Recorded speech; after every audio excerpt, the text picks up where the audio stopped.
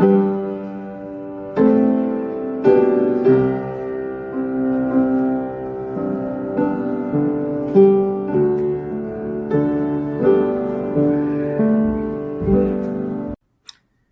말씀의 본문은 디모데전서 1장 8절부터 10절까지로 정했습니다. 디모데전서 1장 8절부터 10절까지. 길지 않으니까요. 오래간만에 한 목소리로 읽도록 하겠습니다. 디모데전서 1장 8절부터 10절까지입니다. 다 찾으셨으면 읽도록 하겠습니다. 시작. 그러나 우리는 사람이 율법을 적법하게 했으면 율법이 선하다는 것을 아노라. 이것을 알라. 곧 율법은 의로운 사람으로 인해 만들어지지 아니하고 법을 무시하는 자와 불순종하는 자와 하나님을 따르지 않는 자와 죄인과 거룩하지 않은 자와 속된 자와 아버지를 죽이는 자와 어머니를 죽이는 자와 사람을 죽이는 자와 음행을 일삼는 자와 남자와 더불어 자기를 더럽히는 자와 사람을 납치하는 자와 거짓말쟁이와 위증하는 자와 그 밖에 무엇이든지 건전한 교리에 역행하는 것으로 인해 만들어졌는데, 오늘은 성경이 말씀하시는 건전한 교리에 대해서 살펴보려고 합니다. 오늘 살펴볼 내용은 어쩌면 여러분이 생각하는 것과는 좀 다를 수 있는 내용이기도 할 겁니다. 우리가 우리 교회에 대해 소개할 때 독립침례교회다, 또 전천년주의다, 킹제임스 성경을 믿는다, 모든 성경 기록은 하나님의 말씀이다, 예수 그리스도의 처녀 탄생, 또 예수님은 하나님이시다, 은혜와 믿음으로 구원받는다, 그리스도를 영접해야 구원받는다 등 이런 말을 씁니다. 그렇죠? 그래서 우리 같은 교회들은 자기들이 믿는 바를 교회 홈페이지에 올려서 교회가 무엇을 믿고 있는지를 간략하게 요약해 놓기도 합니다. 우리는 이러한 것들을 교리라고 부릅니다. 이 교리라는 단어는 어떤 특정한 주제에 대한 성경의 가르침을 말하는 겁니다. 이 교리라는 단어가 성경에 50번 넘게 나오고 있는데요. 그런데 사람들은 이 교리라는 단어를 좀 부정적으로 사용하는 것 같습니다. 하지만 분명한 것은 성경은 이 교리라는 말을 부정적으로 사용하고 있지 않다는 겁니다. 그래서 우리는 교회 예배당에 모여서 하나님의 말씀을 가르치는, 그리고 그런 교리를 성경을 통해서 배우고 가르치고 있는 겁니다. 하지만 성경에 나오지 않는 것은 가르치지 않습니다. 다만 성경을 읽으면서 명확하게 말씀하시지 않으셔서 좀 이해를 달리할 수 있는 부분들이 있을 수 있는데요. 그런 내용은 제가 믿고 있는 바가 100% 옳다, 이렇게 단정짓지는 않고 다양한 견해들도 함께 알려드리면서 가르치고 있습니다. 일반적으로 교리라고 하면 신론이면 하나님론, 이런 거죠. 그리스도론, 성령론, 교회론, 이런 것들을 기초교리라고 합니다. 그러니까 성경이 말씀하시는 하나님, 성경이 말씀하시는 그리스도, 성경이 말씀하시는 성령님에 관한 진리라고 보시면 됩니다. 그런데 오늘 읽은 본문 10절에는 건전한 교리라는 표현을 사용하고 있습니다. 성경에서 건전한 교리라는 말이 나올 때는 항상 우리가 사는 생활의 방식과 관련이 있습니다. 성경은 이 건전한 교리라는 표현을 4번 사용했는데요. 디모데전서 1장 10절, 디모데후서 4장 3절, 디도서 1장 9절, 디도서 2장 1절, 이렇게 4번 사용했는데요. 이 4번 모두 우리가 사는 생활 방식과 관련이 있습니다. 그러니까 우리가 성경을 통해 알게 된 진리가 교리이고, 그 교리를 생활 속에서 믿음으로 살아가는 게 건전한 교리라고 보시면 됩니다. 성경을 믿는 교회 간에도 기록된 말씀을 이해하는 부분에 있어서 조금씩 차이가 있을 수 있는데요. 문제는 어떤 교회가 바른 것을 믿는다고 해도 그 교리를 바르게 행하지 못하는 경우가 너무도 많다는 겁니다. 제 자신을 돌아봐도 또 제 양심에 따라 제가 믿고 있는 것들이 전부 다 바르다고 저는 믿습니다. 제가 믿고 있는 건 그렇게 믿어요. 그죠? 그리고 제가 믿는 것이 성경적으로 바르지 않은 것이 있다면, 그럴 수도 있잖아요. 그죠? 있다면 저는 성경 말씀을 근거로 해서 더 확실한 근거가 많다면 제가 믿는 바를 시간을 두고 바꿀 수도 있습니다. 그렇다고 제가 항상 바르게 살고 있느냐?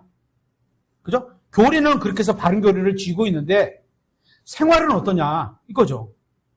그렇지 않다는 것을 하나님은 잘 알고 계시다는 겁니다. 우리나라에 성경대로 믿는다고 하는 독립 침례교회들이 있습니다. 예수님의 처녀탄생, 유일한 구원자, 천년왕국 이전의 주님의 재림, 물침례와 같은 문제에 있어서는 대체적으로 바르게 믿고 바르게 가르칩니다. 하지만 교회의 구성원들이 정직하지 못하게 행동한다, 또 사랑이 안 보인다, 이런 얘기들을 종종 듣기도 합니다. 그러니까 불신자들이 예수 그리스도를 믿지 않는 가장 큰 이유 중에 하나는 우리가 가르치는 교리에 동의하지 않아서가 아니라 스스로 그리스도인이라고 주장하는 사람들의 생활이, 우리의 생활이 동의하지 않는 모습으로 살아가고 있게 보이기 때문인 겁니다. 우리가 바른 교리를 가지고는 있지만 그 교리를 가지고 건전하게 생활하지 못하고 있기 때문인 겁니다. 이게 저를 포함해서 성경을 하나님의 말씀으로 믿고 있는 그리스도인들 대부분의 문제라고 보시면 됩니다. 성경을 배워서 머리로는 진리를 알지만 실행은 전혀 못하고 사는 겁니다. 한번 예를 들어 보겠습니다. 우리는 그리스도께서 우리의 죄들로 인해 죽으셨다, 그렇게 믿으시죠? 그리고 이 사실을 받아들인 사람은 구원받는다고 믿습니다. 맞죠? 네. 그래서 우리가 이 사실을 받아들이고 구원받아서 하늘나라에 가는 사람이 되었습니다. 하지만 우리는 그리스도께서 우리를 위해 자신의 생명을 내어놓으신 것처럼 우리가 다른 형제를 위해 자신의 생명을 내어놓지는 못하고 있다는 겁니다. 왜인 줄 아세요? 내가 생각하기에 다른 사람들이 그럴 만한 가치가 없다고 생각하는 겁니다. 내 생명을 내올 만한 가치가 없다. 예수님은 우리 같은 사람의 생명을 위해서 생명을 내올 만한 가치가 있다고 생각했는데 이게 교리와 실행 면에서 차이가 나는 거죠. 하나님 아버지께서는 우리가 구원받게 하기 위해서 자신의 아들을 우리를 위해 내어주셨습니다. 만약에 우리 어머니가 저에게 누군가 구원받게 하기 위해 아들아, 네가 예수님이 가신 그 길을 걸어가야 되겠다, 이렇게 얘기를 하는 거예요. 그죠? 하나님은 그렇게 믿고 있는 거예요. 근데 만약에 그렇지 않겠지만 우리 어머니가 저를 사랑해서 너 죽으면 안 돼, 이러면 어떻게 되는 거예요? 예수님이 가신 길을 갈 수가 없는 거예요. 그죠? 하지만 우리는 나의 시간과 노력과 힘과 재능과 물질을 다른 사람에게 내어주고 싶어 하지는 않습니다. 우리가 믿고 있는 교리가 생활 속에서 효력 있게 일하고 있지 않다는 겁니다. 뭐라 그러죠? 신론, 하나님에 대한 교리잖아요. 하나님은 어떤 분이고 어떤 분이고 어떤 분이고 어떤 분이고, 그죠? 어떤 능력이 있고 어떤 능력이 있고 어떤 속성을 갖고 계시고, 다 이런 걸 배우는 게 신론인데, 그 신론을 배워서 교리론을 알아. 그분이 내 안에 와 계셔. 나를 통해서 그분이 살기를 원하신다는 거 알아. 그렇게 살아가기를 원하신다는 거잖아요. 근데 안 살아. 교리론은 다 배웠는데 삶이 안 따라간다는 거예요. 교회에서 재림에 관한 교리, 휴거나 천년왕국에 관한 교리, 유대인들이 겪게 될 환란에 대한 교리, 이런 걸 잘 가르치면 비교적 건전한 교회라고 우리는 말을 합니다. 당연히 교회는 성경이 말씀하시는 올바른 교리를 가르치고 배우는 것이 중요합니다. 그런데 성경은 올바른 교리를 배웠다고 해서 건전한 교리를 믿는 거라고 말하지 않고 있습니다.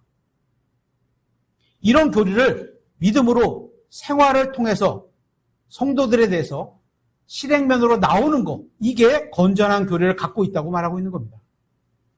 흥미로운 점은 성경에서 건전한 교리를 말씀하시는데 4번 말씀 모두가 목회 서신에 나온다는 겁니다.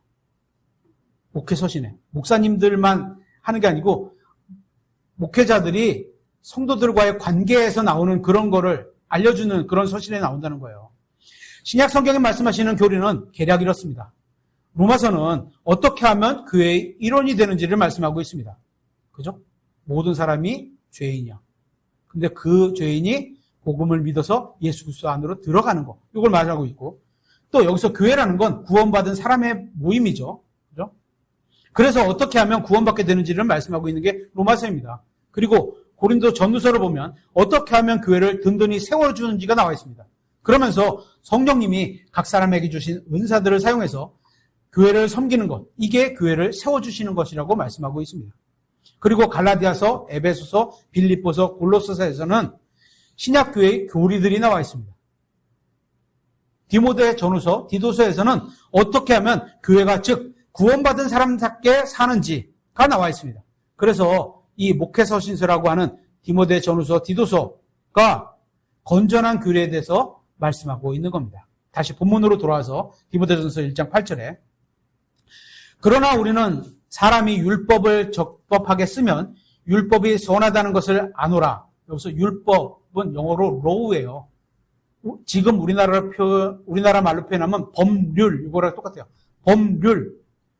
반대로 읽으면 율법 이렇게 되잖아요. 마치 율법 그러니까 마치 막 이스라엘 종교적인 것만 다루고 있다는데 아니죠. 당연히 종교적인 것도 있지만 생활법, 위생법, 그 사람의 관계의 민법, 민사소송법 기타 이런 것들이 다 총체되어 있는 법률을 나타내는 거죠. 이제 성경에서는 그걸 율법이라고 번역했을 뿐이에요. 법률이에요. 9절에 이것을 알라. 곧 율법은 의로운 사람으로 인해 만들어지지 아니하고 법을 무시하는 자와 불순종하는 자와 하나님을 따르지 않는 자와 죄인과 이렇게 말씀하고 있죠. 여기서 하나님을 따르지 않는 자와 죄인의 차이가 뭔지 아세요? 비슷한 것 같은데 영어 성경어로는 탁 튀어나오죠. 우리말로는 좀 어려울 수 있는데요. 하나님을 따른다는 게 영어로는 godly입니다. Godly. godly. 옛날 성경에서는 이걸 경건한 이렇게 번역을 했죠. 이 단어는 하나님 같다, 하나님스럽다 이런 의미를 갖고 있는 단어입니다.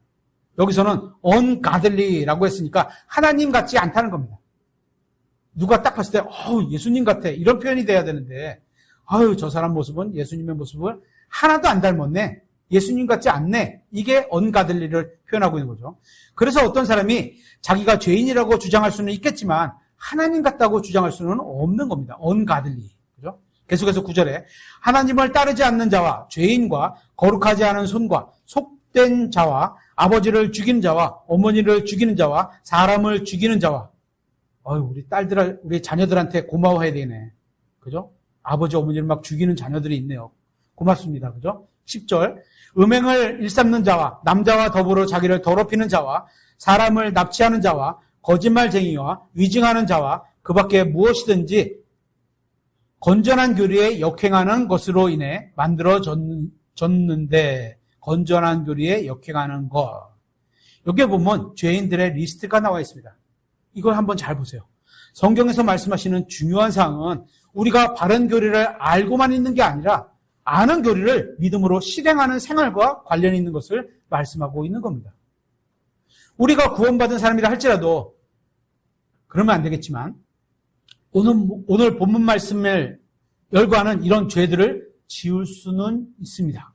그렇죠? 다른 죄들은 몰라도 적어도 거짓말하는 자, 이 말씀에 걸리지 않는 사람은 없을 겁니다. 그러면 10절에서처럼 우리가 믿는다고 고백하면서도 하나님의 영광스러운 복음에 역행하는 것이 무엇일까요? 복음에 역행한다고 그러잖아요. 그죠? 살인, 음행, 자기를 더럽게 하는 것, 거짓말, 또 이와 비슷한 것들. 어떤 게 있어요? 모함, 욕설, 악담, 이런 게 복음에 역행하는 겁니다. 복음에 역행하는 거. 이게 건전한 교리에 반대하는 거라는 겁니다. 예수님께서는 우리가 음행이나 더러운 짓을 하지 말라고 가르쳐 주셨습니다. 또 거짓말 하려고 하지 말라고 하셨습니다. 거짓말이라는 것은 악의적으로 이야기를 꾸며낸 것만이 아니라 정직하지 않은 모든 것이 거짓말인 겁니다. 착한 거짓말, 하얀 거짓말 이런 거 없습니다. 그냥 거짓말이에요. 이런 것들이 복음에 역행한다는 겁니다. 이런 게 복음에 역행하는 건지 아세요? 예수님을 믿으면서도 사기치는 사기꾼들이 있습니다. 예수님을 믿으면서도 거짓말하는 거짓말쟁이가 있습니다. 그러니까 기독교인에게 사기를 당한 적이 있는 사람에게, 기독교인에게 큰 거짓말을 당한 사람이 있는 사람에게 복음을 전하기가 쉬울까요? 어려울까요? 어렵습니다. 그래서 우리가 정직하지 않고 거짓말하는 삶을 살게 되면 복음에 역행하는 삶이라는 겁니다. 그러니까 건전한 교리는 우리가 건전하게 배우고 믿고 있는 바가 우리의 생활에서 드러나 보여지는 것과 관련이 있는 겁니다. 한번 생각해 보세요. 누군가 식당에서 음식을 먹고 주문해서 음식을 먹고 값을 치르지 않고 주인 몰래 도망가면서 자리에 전도지를 한 장 두고 갔다고 해보겠습니다.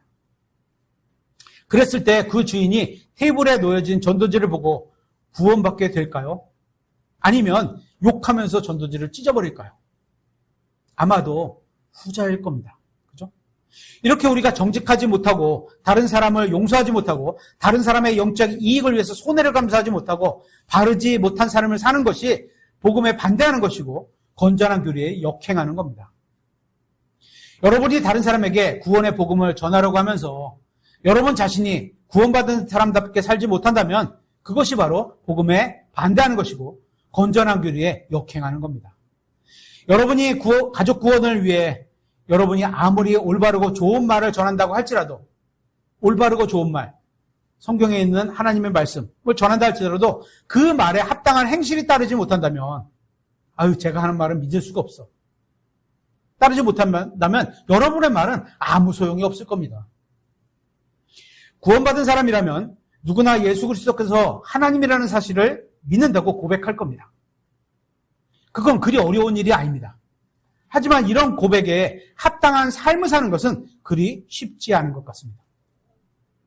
어떤 분들은 자기 차량 외부에 예수님을 믿으라, 주 예수 그리스도를 믿으라, 그러면 구원받는다, 이런 표현을 붙이고 다닙니다. 그죠? 또 교회 차량 외부에 자신이 속한 교회의 이름을 붙이고 다니시기도 합니다. 저는 그런 분들의 신앙도 지지합니다. 그럴 수 있어요. 그죠? 하지만 한번 생각해 볼 게 있습니다. 차량 외부에 예수님이나 교회에 관한 스티커를 붙여놓고 본의 아니게 신호를 위반한다거나 교통법규를 지키지 못하는 경우가 생긴다면 우리가 믿는다고 고백하는 것에 역행하는 삶이 되는 겁니다. 그러니까 얼마나 조심스럽게 살아가야 돼요. 그죠? 만약에 어떤 분이 다닐 만한 교회를 찾다가 우리 교회를 방문했다고 한번 해보겠습니다. 그래서 일요일에 주일 예배에 참석하러 왔는데 점심시간에 성도들이 맥주를 나눠 마신다거나 더우니까 한 잔해. 예배당에서 그럴 일은 없겠죠. 집사님들끼리 나가서 우리 예배 끝나고 가면서 한 잔 할까? 이런 교회들은 많을 거예요. 죄송해요. 많지는 않을 거지만 있을 거예요. 죄송합니다. 또 상담하러 교회에 오셨는데 제 방에 아주 이상한 사진이 막 걸려있는 겁니다. 근데 또 마침 제가 통화를 하면서 막 욕을 해. 막 XX 욕을 해. 그런 모습을 본 사람이 그 다음 주에 우리 교회에 나올까요? 나오면 이상한 거 아니겠까요? 교회 설교가 건전하다고 하더라도 그건 상관하지 않고 안 나올 겁니다. 왜인 줄 아세요? 우리의 삶에서 건전한 교리가 실행되는 것을 보지 못했기 때문인 겁니다. 그렇지도 못하지만 만약에 제 설교를 잘한다고 해도 소용이 없을 겁니다.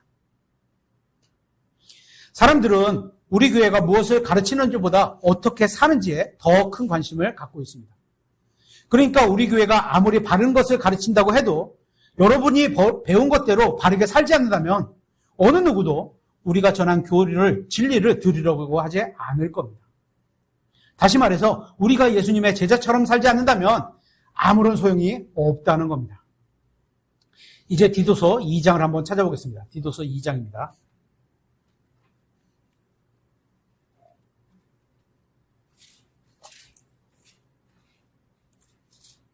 디도서 2장 1절. 그러나 너는 건전한 교리에 합당한 것들을 말하여 라고 했는데요. 그 다음에 어떤 말이 이어질까요? 보지 않고. 예수님의 십자가, 건전한 교리에 합당한 말이라고 했잖아요. 그죠? 예수님의 십자가, 대속, 재림, 천년왕국, 하나님의 심판, 이런 것들이 나올 것 같죠. 그죠? 우리가 그냥 대화상에서 봤을 때는 그런 게 나와도 전혀 이상하지 않은 거예요. 그죠? 하지만 다음 절에 보면 그렇지가 않습니다. 2절에 연로한 남자들이 맑은 정신을 가지며 신중하고 절제하며 믿음과 사랑과 인내 면에서 건전하게 하고, 1절에서 말한 건전한 교리에 합당한 것들은 올바른 교리를 믿는 사람들의 신앙 생활과 관련이 있는 것을 알 수 있습니다. 지금 읽은 말씀 같이 건전한 교리에 대해 말하면서 연로한 남자들이 맑은 정신을 가지고 신중하고 절제하고 믿음과 사랑과 인내 면에서 건전하게 살아야 한다고 말씀하고 있습니다. 생활을 얘기하고 있는 거예요. 그죠? 자기 마음대로 사는 게 아니라 하나님의 말씀에 기록된 믿음으로 살고 다른 형제에게는 사랑과 인내로 대하는 게 건전한 교리라는 겁니다. 결국 우리가 성경과 하나님에 대한 지식을 가지고 있다고 할지라도 말씀과 다르게 산다면 아무도 도와줄 수 없다는 겁니다. 계속해서 3절에 연로한 여자들도 그와 같이 거룩함에 합당하게 처신하도록 하며 거짓으로 비난하지 말고 자기를 많은 술에 내어주지 말며 선한 것들을 가르치는 자들이 되게 하라. 이것은 그들이 젊은 여자들을 가르쳐서 맑은 정신을 가지며 자기 남편을 사랑하고 자기 아이들을 사랑하며 신중하고 정숙하며 가정을 보살피고 선하며 자기 남편에게 순종하는 자들이 되게 하려 함이니 그리하여야 그렇게 가르치고 그렇게 살아가고 그런 모범을 보여야 하나님의 말씀이 모독받지 아니하리라. 이 말씀에서도 건전한 교리는 모두 하나님의 말씀을 믿는 실행과 관련이 있습니다. 3절에 보면 연로한 이런 표현이 나오잖아요. 이 연로한은 그냥 올드이거든요. 올드. 그냥 나이만 더해가는 것과 아름답게 나이 들어가는 것과는 다른 겁니다. 예를 들어서 이런 거죠. 그 발레리나의 발이 우리가 굉장히 아름답게 율동하고 표현하기 위해서 발이 굉장히 희생을 많이 하잖아요. 그죠? 막 발가락 한두 개를 막 온몸을 지지하고 그러다 보니까 막 실제로 벗어놓은 발을 사진 찍어놓고 뭐 어떻게 보면 표현하기가 이상하지만 좀 외적인 모양으로는 흉측스러울 수도 있거든요. 구부러져 있고 막 이렇게 막 돼 있어서. 하지만 그걸 누가 그 멋있는 발레리나를 보면서 그 발을 흉측하다고 얘기하는 사람은 없거든요. 그죠? 그런 거죠. 세월이 지날수록 외적으로는 피부가 더 윤기가 없어지게 보이지만 내적으로는 나이가 들면 정상이에요. 피부가 뻑뻑해지고 이런 게 정상이에요. 그죠? 그렇지만 내적으로는 빛이신 예수님이 보여지는, 그래서 영적인 가치가 더해지는 걸 말하고 있는 겁니다. 이 나이든 이런 표현은. 그래서 성숙한 그리스도인은 나이 먹는 것을 너무 싫어할 필요가 없습니다. 그죠? 적절하게 관리를 해야 되겠죠. 하지만 너무 싫어할 필요는 없는 거예요. 젊은 사람보다 나이 든 사람이 훨씬 더 예수님과 닮은 모습을 보여줄 수 있고 더 친근함을 가지고 있을 수 있다는 겁니다. 그리고 연로한 자매님들이 젊은 자매님들에게 자기 남편을 사랑하고 자녀들을 사랑하라고 가르치고 이렇게 말하니까 야, 내가 나이 들었으니까 너 나한테 배워! 이런 얘기 아닙니다. 그죠? 그냥 젊은 자매님들이 나이 든 자매님들한테 와, 저 사람의 삶의 모습 보니까 내가 가서 배워야 될 만하다 라고 느껴 가서 물어보고 그렇게 해서 배우는 거예요. 그죠? 하고 가정을 보살피고 선하고 또 자기 남편에게 순종하는 자가 되라고 가르쳐야 한다는 겁니다. 말로만 가르치면 되나요? 아니겠죠. 자신이 먼저 그런 삶을 살아야겠죠. 그렇게 살면 하나님의 말씀이 모독받지 않게 된다는 겁니다. 반대로 자매님이 그렇게 살지 않으면 어때요? 하나님을 모독하는 거라는 겁니다. 그죠? 그런데 한번 생각해 보세요. 요즘 사람들은 거의 페이스북, 인스타그램, 유튜브, 블로그 이런 SNS를 하잖아요. 자신의 SNS에 하나님을 사랑한다는 글을 올린다고 한번 해보겠습니다. 많이들 그러죠. 저도 그렇게 올리기도 할 건데. 그리고 그 밑에 자신의 사진을 올렸는데, 그죠? 비키니 입은 사진 같은 걸 올렸다고 한번 해보겠습니다. 하나님을 사랑하는 글 밑에 비키니 자신의 옷 사진을 올렸다고 해보겠습니다. 상상입니다. 근데 이런 거는 하나님을 모독한다고도 할 수 있는 겁니다. 왜죠? 하나님은 그런 차림에, 그죠? 뭘 원하시지, 그렇게 말씀하신 적이 없어요. 또 원하시지도 않아요. 성경은 뭐라고 말해요? 우리의 몸은 죄의 몸이니까 가급적 가려라. 이렇게 얘기하고 있거든요. 그죠? 그런데 삶의 모습으로는 예수님을 조롱하고 모독하고 있는 겁니다. 하나님의 말씀과 하나님의 뜻과 완전히 다른 삶을 살아가는 거예요. 말로는 하나님을 조롱하고 모독하지 않지만 실제 삶이 그렇게 보여지고 있다는 거죠. 그런데 삶의 모습은 예수님을 조롱하고 모독한 적이 있다는 겁니다. 세상 사람들이 예수님을 조롱하고 비웃는 이유가 있을 겁니다. 그 중에는 구원받은 우리가 삶으로 예수님을 조롱하기 때문에, 말씀을 무시하고 있기 때문에, 또 말씀을 하찮게 여기기 때문에, 하나님, 그렇게 표현하면 안 되지만, 하나님 당신은 그렇게 얘기하세요. 나는 내 멋대로 살게요. 내 뜻대로 살게요. 똑같은 거예요, 이게. 그죠? 우리가 그냥 부지불식간에 쑥 그런 행동을 하잖아요. 똑같은, 하나님을 무시하고 모멸시키는 거예요. 모멸감을 드리는 거예요. 이렇게 하는 것을 보고 세상 사람들이 그걸 보면서 우리가 조롱한 예수님을 그들도 같이 조롱하고 있는 겁니다. 야, 너는 예수님을 믿는다면 니도 조롱하는데 내가 못할 게 뭐 있어? 이러는 겁니다. 그죠? 그렇기 때문에 우리가 의롭고 바르게 살기 전에는 세상은 우리가 하는 말에 귀를 기울이지 않을 겁니다. 생활 모습이, 그죠? 성경을 통해서 배운 그 교리들에 합당한 삶을 살아가라는 거예요. 그래서 건전한 교리가 필요한 겁니다. 건전한 믿음으로 사는 게 필요한 겁니다. 계속해서 4절에 젊은 여자들을 가르쳐서 맑은 정신을 가지며 자기 남편을 사랑하고 자기 아이들을 사랑하며 신중하고 정숙하며 가정을 보살피고 선하며 자기 남편에게 순종하는 자들이 되게 하려 함이니. 나이가 들었어요. 쉽지 않죠, 이제. 자기 남편에게 순종하기가 더 어려울 수 있습니다. 젊었을 때는 그나마 월급도 갖다 주고, 그죠? 카리스마도 있고, 건강도 하고, 이랬는데, 나이 들으니까, 와, 이게 그렇지도 않아. 완전히 반대가 돼. 근데 이럴 때, 나이 든 자매님의 성숙한 믿음이 필요한 거예요. 그죠? 젊은 여자들을 가르치려면 어떻게 해요? 내가 그렇게 살고 있어야라고 말씀드렸잖아요. 맑은 정신은 가지마. 자기 남편을 사랑하고 자기 아이들을 사랑하고 신중하고 정숙하며 가정을 보살피고 선하며 자기 남편에게 순종하는 자들이 되게 하려. 자기는 남편에게 나이 들어서 순종도 안 하면서 야, 성경에 보니까 순종하래. 건전한 교리가 아니라는 거예요. 만일 예수님을 믿는 여자가 이렇게 살지 않는다면 예수님의 이름을 쓰레기통에 버리는 것과 뭐가 다릅니까? 왜인 줄 아세요? 세상 사람들은 우리가 성경대로 바르게 살지 못하는 것을 보고 우리가 그들과 전혀 다르지 않다는 것을 알게 될 겁니다. 야, 니네도 뭐 믿는 예수님 저렇게 그냥 막 하찮게 여기는데 다들 똑같네. 별반 차이가 없네. 이런 거예요.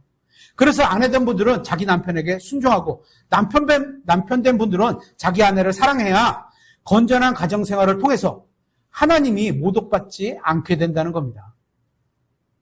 우리가 바르게 살지 않는다면 우리가 아무리 SNS에 얼마나 많은 성경 구절을 올리든지 얼마나 많이 하나님을 사랑한다고 내가 얘기하는지 아무 영향을 주지 못할 겁니다. 이제 디모데후서 4장을 한번 찾아보겠습니다. 디모데후서 4장.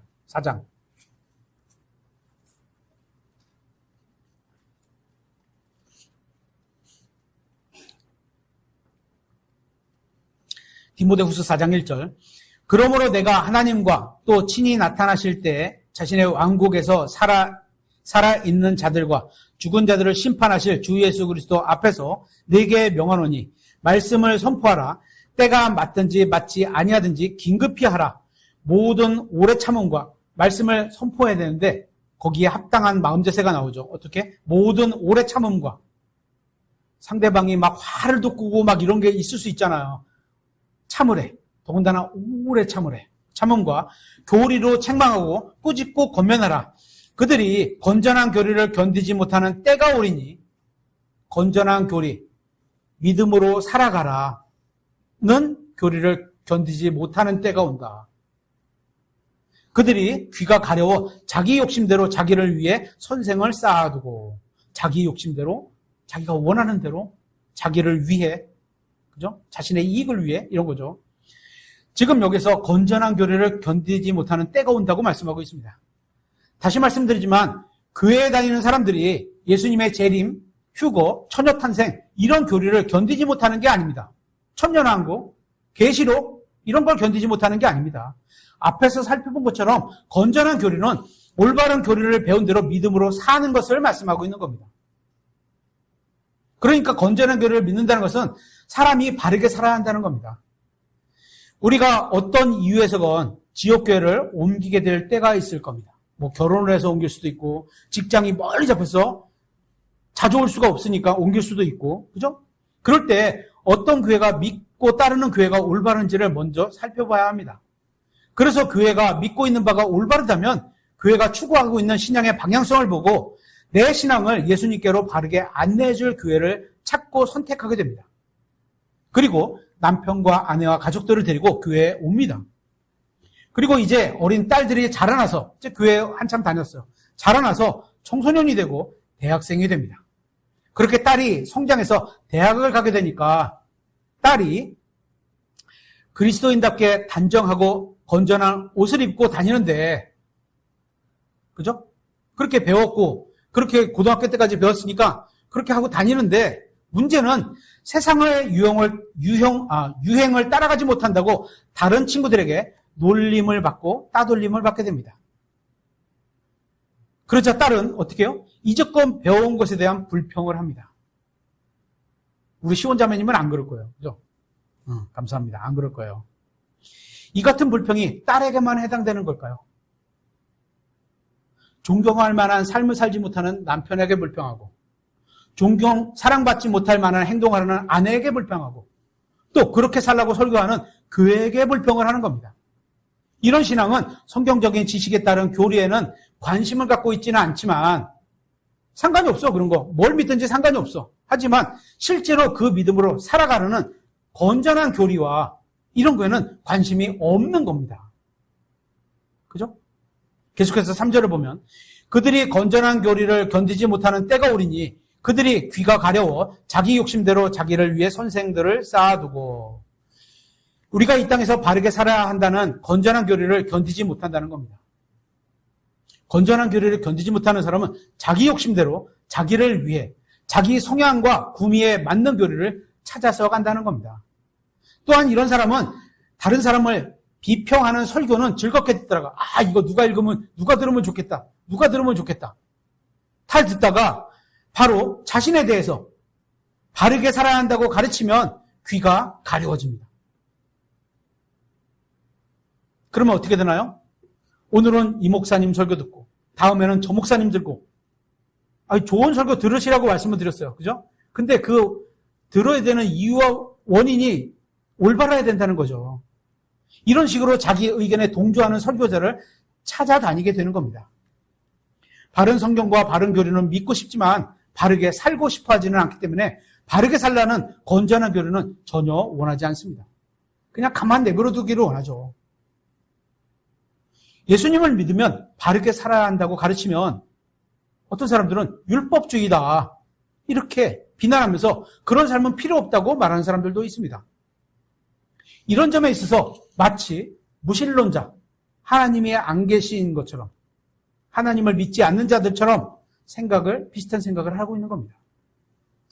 저는 지금 구원에 관한 이야기를 하는 게 아닙니다. 성경이 말씀하시는 것처럼 누구든지 예수 그리스도를 믿으면 구원받습니다.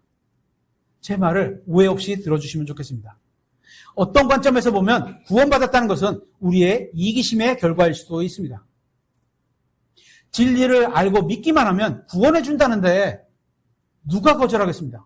하겠습니까? 더군다나 값없이 주셨습니다. 누가 거절하겠습니까?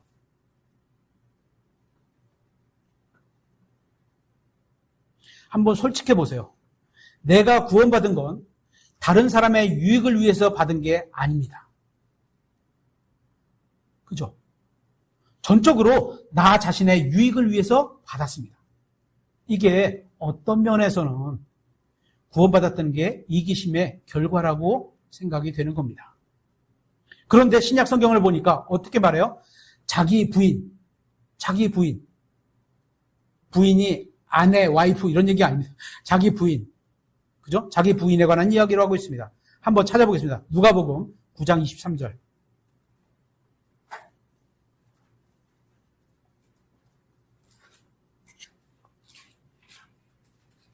누가복음 9장 23절.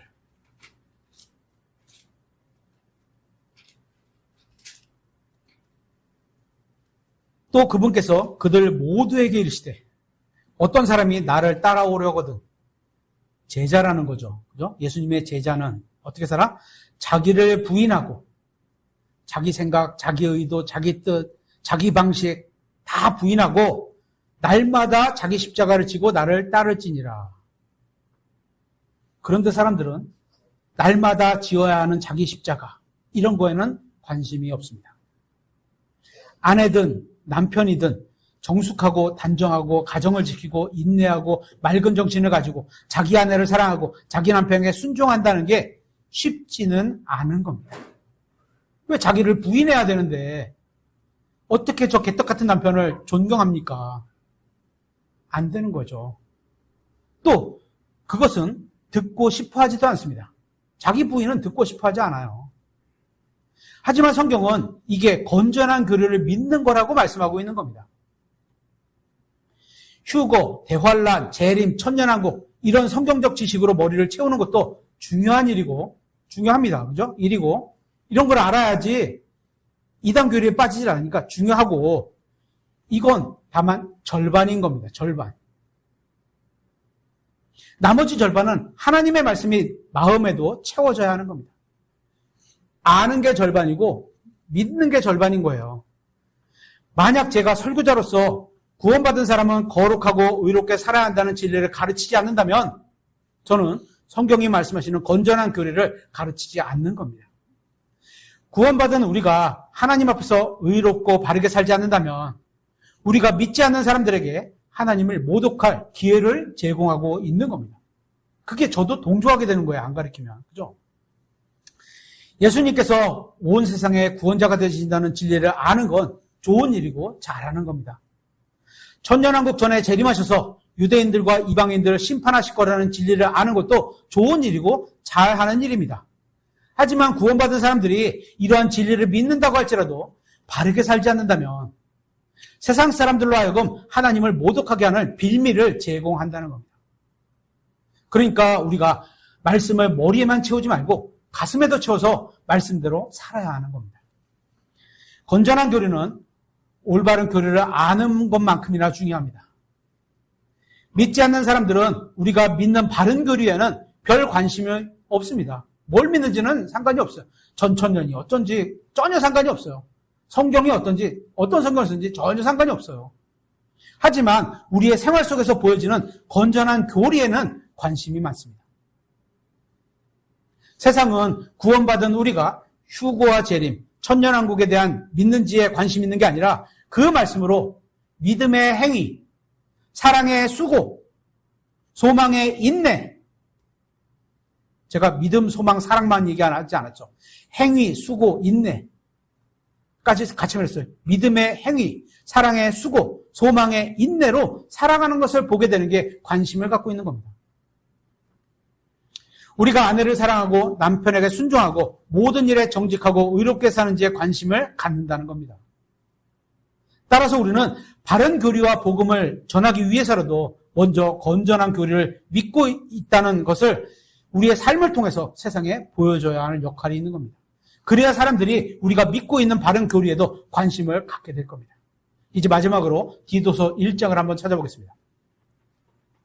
디도서 1장 5절.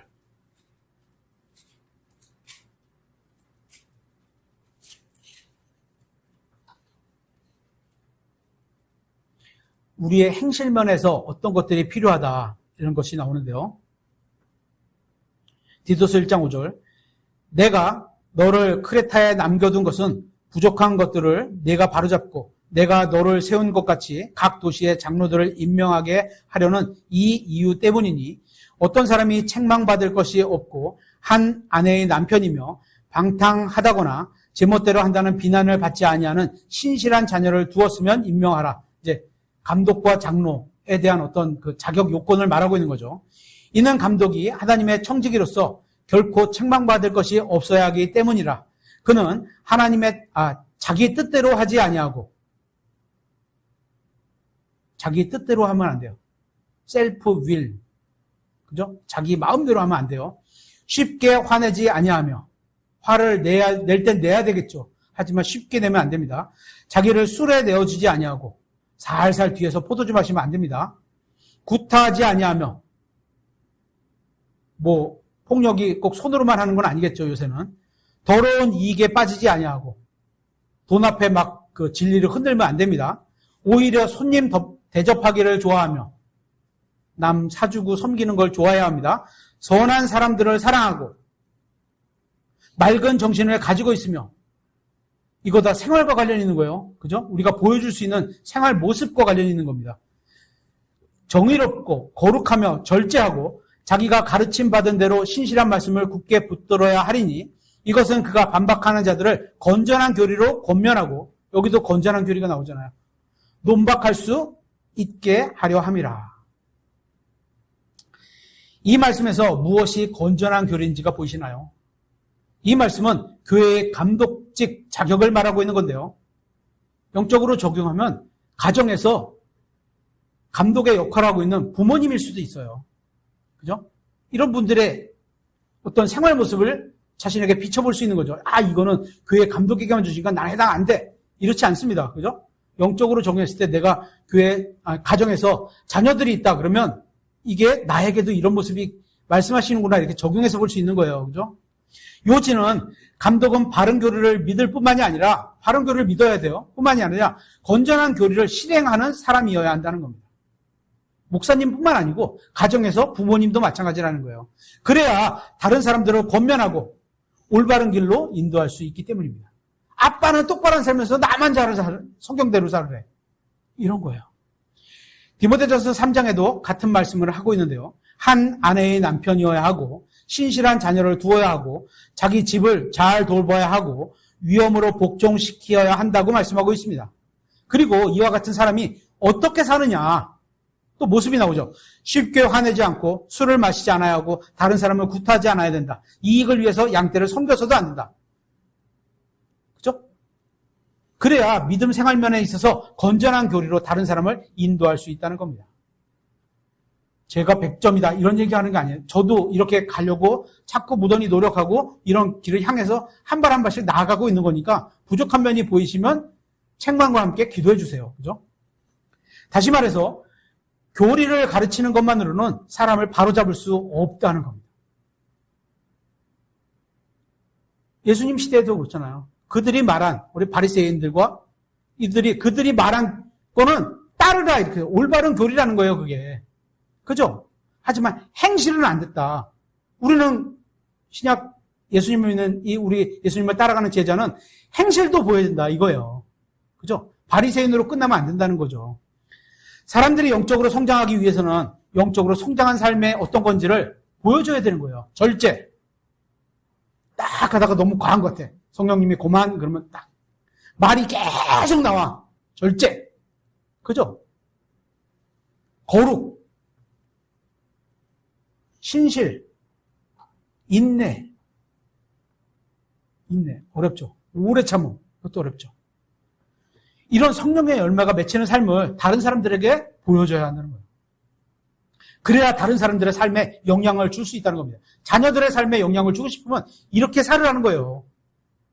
교회의 목자다 그러면 이렇게 살면서 아이들에게 보여주라. 성도들에게 보여라. 이렇게 말씀을 성경을 하고 계신 거예요. 이제 오늘 말씀을 마무리하겠습니다.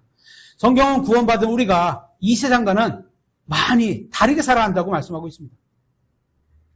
우리가 이 세상과 다르게 살지 않으면 그것은 우리를 구원하신 분을 실망시키는 것이고 그분의 이름을 모독하는 것이라고 말씀하고 있습니다. 우리 구원받은 사람들은 하나님의 뜻대로 바르게 살아야 한다는 것을 이 세상에서 보여줘야 할 책임이 있습니다. 그리고 더욱 감사한 것은 하나님께서는 구원받은 우리 안에 와 계시는 성령님을 통해서 그죠? 우리가 이 세상에서 바르게 살 수 있는 능력을 태어나면서 하나님의 속성을 갖고 태어났어요. 그죠? 새 사람은 하나님처럼 살 수 있는 거예요. 예수님처럼 살 수 있는 갖고 있어요. 우리 안에. 그것뿐만 아니고 성령님께서 우리 안에 오셔서 그렇게 살 수 있도록 권능을 같이 힘써주신 거예요. 중보도 해주시면, 그죠? 하나님이 같이 계신 거예요. 능력을 우리 안에 넣어주셨다는 겁니다. 살 수 있어요. 성경은 그렇게 말하고 있어요. 문제는 우리가 주님께 우리 자신을 내어드리느냐 그렇지 않느냐에 달려 있습니다. 우리는 바른 교리를 믿기 때문에 건전한 교리를 실행하지 않아도 된다는 핑계를 대서는 안 됩니다. 또한 우리가 하나님께 감사한 것은 지금 우리가 바른 교리를 믿고 있다는 겁니다. 저는 그렇게 믿습니다. 그래서 이제는 말로만 믿는 게 아니라 바른 교리, 올바른 교리는 여러분들이 다 갖고 있어요. 지식으로. 성경도 갖고 있고 성경 말씀을 통한 지식도 갖고 있고 그거 믿는 것뿐만 아니라 우리가 믿는 교리를 실행한다면 우리는 건전한 교리를 믿고 믿는 신자가 되는 겁니다. 그러면 우리를 지켜보는 모든 사람들이 우리의 건전한 신앙을 보면서 신앙 모습을 보면서 신앙 생활의 모습을 보면서 하나님께 감사하게 될 겁니다. 와, 뭐 다르다. 성경이 말씀하시는 건전한 교리는 우리의 삶이 거룩하고 바르게 사는 것과 관련이 있는 겁니다. 여러분과 저의 삶에서 이 건전한 교리가 드러나게 되기를 바라겠습니다.